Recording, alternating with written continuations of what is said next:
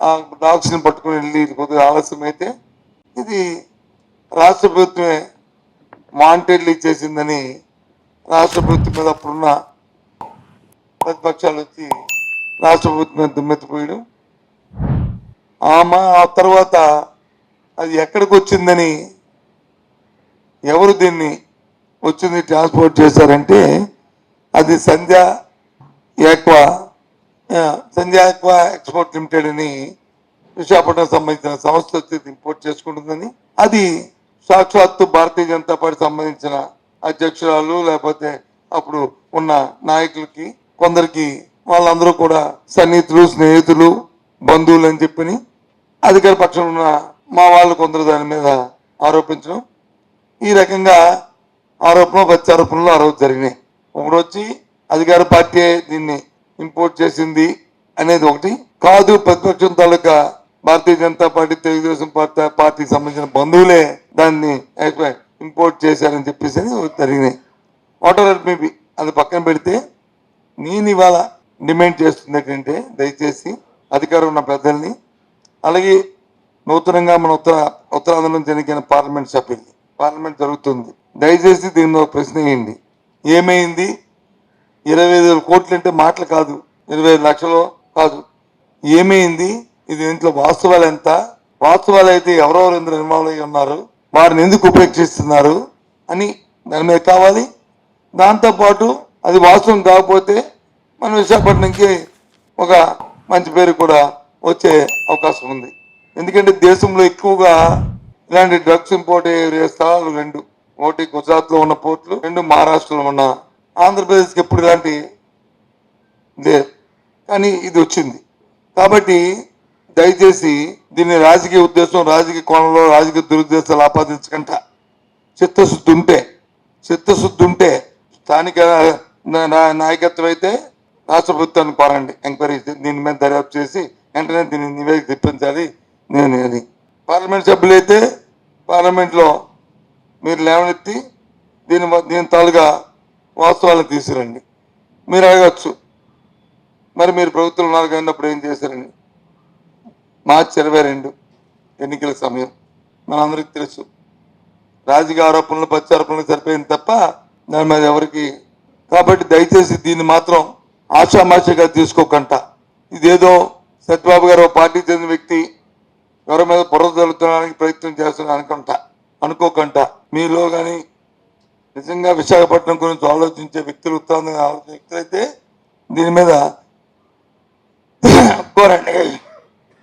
ఎవరు తప్పు చేస్తే వాళ్ళే, ఎవరు ఇన్వాల్వ్ అయితే వాళ్ళే, ఎవరు ఇందులో తప్పు చేసిన వాళ్ళు ముద్ద అయితే వాళ్ళే. పత్రికలు కూడా దీన్ని మళ్ళీ రాజకీయ కోణంలో తీసుకెళ్ళకుండా రాష్ట్ర శ్రేయస్సు దృష్ట్యా, ఉత్తరాంధ్ర శ్రేయస్సు దృష్ట్యా అన్ని పత్రికలు కూడా దీన్ని పాజిటివ్ లైన్లో తీసుకోవాలని రిక్వెస్ట్ చేస్తున్నాం.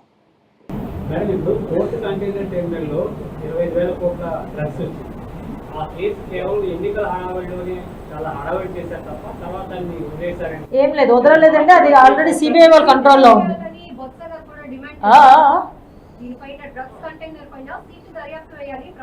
సిబిఐ ఆల్రెడీ దర్యాప్తు చేస్తుంది. వాళ్ళకి సిబిఐ అంటే ఎందుకంత భయం నాకైతే అర్థం కావట్లేదు. సిబిఐ టేకప్లో ఉంది కదా. మేము తర్వాత కూడా దాని ఇన్ఫర్మేషన్ కూడా తీసుకుంటాం. పబ్లిక్ అడుగుతున్నారు కాబట్టి దాని ఇన్ఫర్మేషన్ కూడా ఎంతవరకు వచ్చిందో తీసుకుంటాం.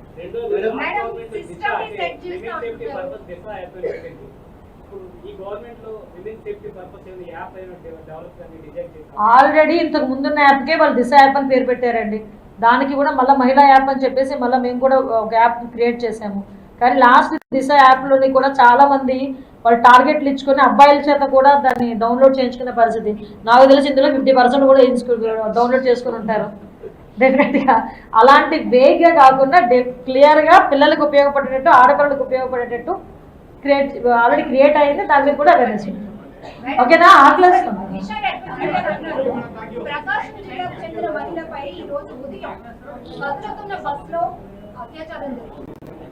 డ్రైవర్ కృష్ణ అనే వ్యక్తి కూడా పరారీలో ఉన్నారు. ఎస్ ఎగ్జాక్ట్లీ అమ్మా. మీరు దిశ అన్నది నేను అన్నది కాదు, దిశ అనేది ఎక్కడ ఉందామో మీరే ఒకసారి మాట్లాడుకోండి. నేను దాని గురించి ఏదో దిశ గురించి లేదు దిశ చట్టం లేదు అని చాలా క్లియర్గా చెప్పాను అమ్మా. ఎక్కడైనా కొన్ని గ్రూప్ ఆఫ్ పీపుల్ డెఫినెట్గా రాష్ట్రంలో ఎక్కడో ఒక నేరాలు జరుగుతూనే ఉంటున్నాయి. దాన్ని ఎంతవరకు మేము అరికట్టగలం అన్నది ఒక ఎత్తు అయితే, ఎంతవరకు వాళ్ళని పట్టుకోగలుగుతున్నాం అన్నది సెకండ్ ఇష్యూ. డెఫినెట్గా ఏదైతే ప్రకాశం జిల్లాలో జరిగిందో దానికి ప్రాంప్ట్గా ఉంటుంది. మీకు ఎక్కువ టైం కూడా తీసుకోరు మా పోలీస్. డెఫినెట్గా వాళ్ళని అరెస్ట్ చేస్తారు. ఫర్దర్గా ఇవి జరగకుండా కూడా చూసుకునే బాధ్యత కూడా మేము తీసుకుంటాం,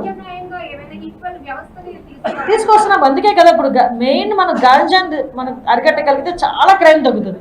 అందువల్ల మేజర్గా మేము గాంజా గురించి చాలా పర్టికులర్గా ఉన్నాం.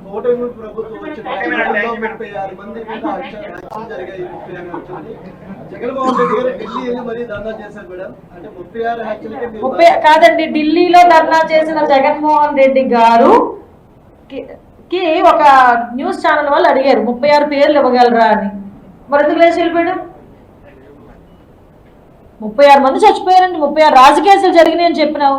ఆ 36 మంది పేర్లు ఇంకో విషయం చెప్పనా, గవర్నర్కి ఇచ్చిన లెటర్ ఉంది, దానిలో 31 రాశారు. నేను 4 నేను చెప్పాను కదా, నేను ఓపెన్గా క్రైమ్ నెంబర్స్తో పాటు చెప్పాను 4. అందులో 3 టీడీపీ వాళ్ళే చనిపోయారు, ఒకరే వైసీపీ వాళ్ళు చనిపోయారు.